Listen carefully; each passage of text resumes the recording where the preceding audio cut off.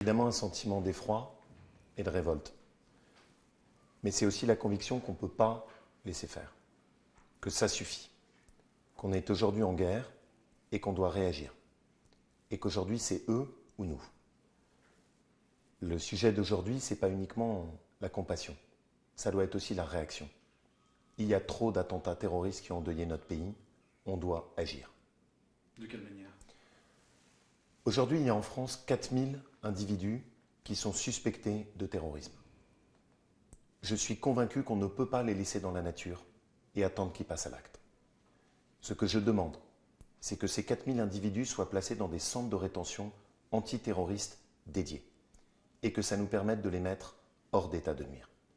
Dans la quasi-totalité des attentats terroristes qui ont eu lieu, c'était à chaque fois des individus qui étaient identifiés, qui étaient surveillés et qui ont réussi à passer entre les mailles du filet. L'heure est trop grave, notre pays doit se protéger, il faut mettre ces individus hors d'état de nuire et la seule solution, c'est les centres de rétention. Est-ce que cette mesure que vous proposez ne pose pas la question de son cadre légal? Dans quel cadre légal peut-on mettre en place cette mesure? Aujourd'hui, la France est en état d'urgence. Ça signifie qu'il faut aller jusqu'au bout et qu'il faut aller jusqu'au bout des moyens de droit que nous avons. Pour moi, c'est clair. Il n'y a pas de liberté pour les ennemis de la République et de la France. Et on doit assumer ce qui est notre priorité. Notre priorité, c'est la sécurité, la protection de nos familles et de nos enfants. On ne peut pas continuer à laisser ces individus dans la nature et attendre qu'ils basculent à l'acte.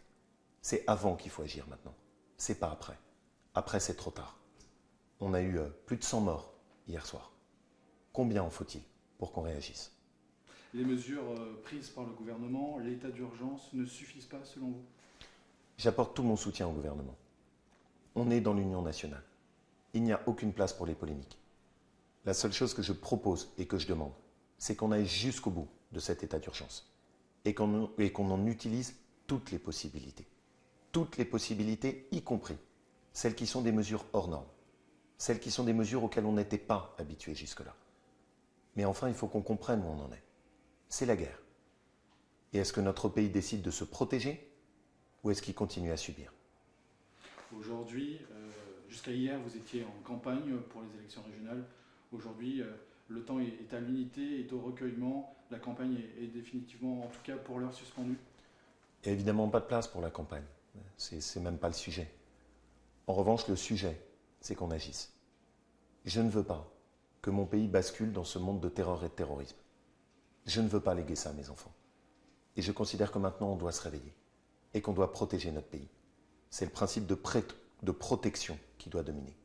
La sécurité doit être notre priorité absolue. Elle amène à prendre des mesures exceptionnelles.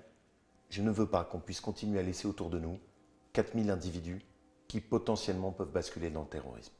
Situation exceptionnelle, mesure exceptionnelle.